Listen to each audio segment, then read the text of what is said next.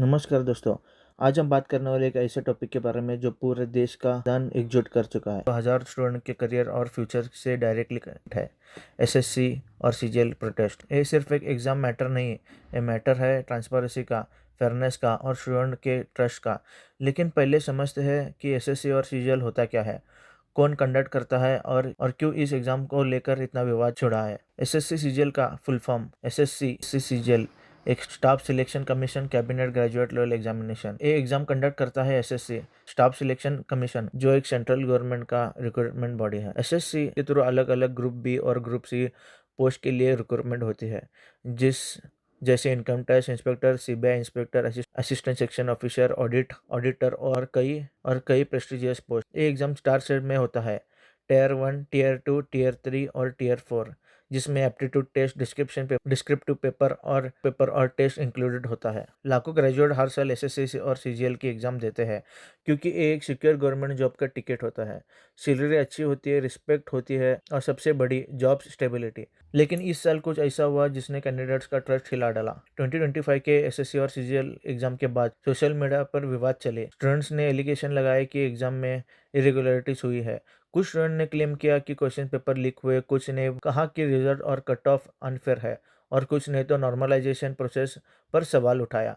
Normalisation का मतलब है कि मार्क्स को एडजस्ट करना based on difficulty levels of different shift. लेकिन स्टूडेंट्स का कहना है कि इस प्रोसेस ने उनका बहुत नुकसान किया है। तो एलिगेशंस क्या है स्टूडेंट्स ने लगाए हैं। पहला एलिगेशन पड़ता है कि पेपर लीक एलिगेशन। स्टूडेंट्स का कहना है कि कुछ स्टेट्स में एग्जाम से पहले ही क्वेश्चन सेकुलर हो जाते हैं। अगर ऐसा हुआ तो पूरा सिलेक्शन प्रोसेस कॉम्प्रोमाइज हो जाता है। और दूसरी बड़ी बात टेक्निकल ग्लिच।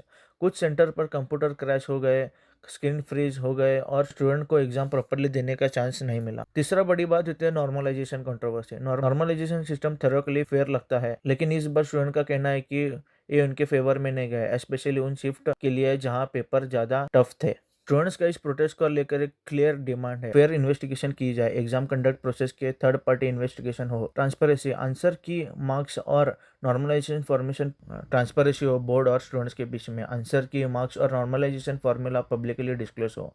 री एग्जाम, अगर इरेगुलरिटीज प्रूव होती है तो फ्रेश एग्जाम कंडक्ट हो, जिस better infrastructure, technically glitch avoid करने के लिए एग्जाम सेंटर्स को अपडेट किया जाए। ये डिमांड सिर्फ इस साल के लिए नहीं बल्कि फ्यूचर के लिए भी सिस्टम को फेयर बनाने के लिए। एसएससी ने इनिशियली स्टेटमेंट में कहा कि एग्जाम स्मूथली कंडक्ट हुए और एलिगेशन का कोई सॉलिड प्रूफ नहीं है। जब टेस्ट बढ़ने लगे, एसएससी ने एक कमेटी बनाई जो कंप्लेंट रिव्यू करेगी। गवर्नमेंट ने भी कहा कि अगर पेपर लीक या अनफेयर प्रैक्टिस का कोई एविडेंस मिलता है तो स्ट्रिक्ट एक्शन लिए जाएंगे। लेकिन स्टूडेंट का कहना है कि इन्वेस्टिगेशन प्रोसेस स्लो है और जब तक टाइम एक्शन नहीं होता तब तक उनका करियर स्टेक पे है। एमपीज ने पार्लियामेंट में भी इशू को रेस किया, लेकिन अभी तक कोई डिसीजन नहीं आया। ये प्रोटेस्ट सिर्फ एक दिन का गुस्सा नहीं है, ये सालों की मेहनत का फ्रस्ट्रेशन है। एक कैंडिडेट इस एग्जाम के लिए 2-3 साल लगाता है, कोचिंग फीस देता है, पर्सनल सेक्रीफाइस करता है। जब रिजल्ट अनफेयर लगता है तो उसका कॉन्फिडेंस टूट जाता है। बहुत स्टूडेंट डिप्रेशन, एंग्जाइटी और अनसर्टेनिटी का सामना कर रहे हैं।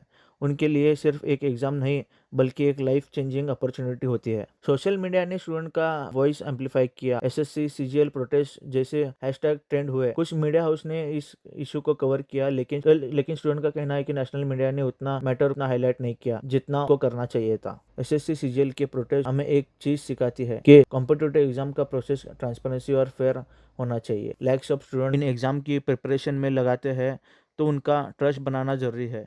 फ्यूचर में ऐसी कंट्रोवर्सीज अवॉइड करने के लिए सिस्टम को मॉडर्नाइज करना होगा, स्टेबिलिटी बनानी होगी और स्टूडेंट की वॉइस सुननी होगी। आप इस इशू के बारे में क्या सोचते हैं? क्या री एग्जाम सोल्यूशन है या नॉर्मलाइजेशन को रिफॉर्म करना चाहिए? कमेंट करिए, बताइए और इस वीडियो को शेयर करें ताकि स्टूडेंट की आवाज़ दूर तक पहुंचे। धन्यवाद।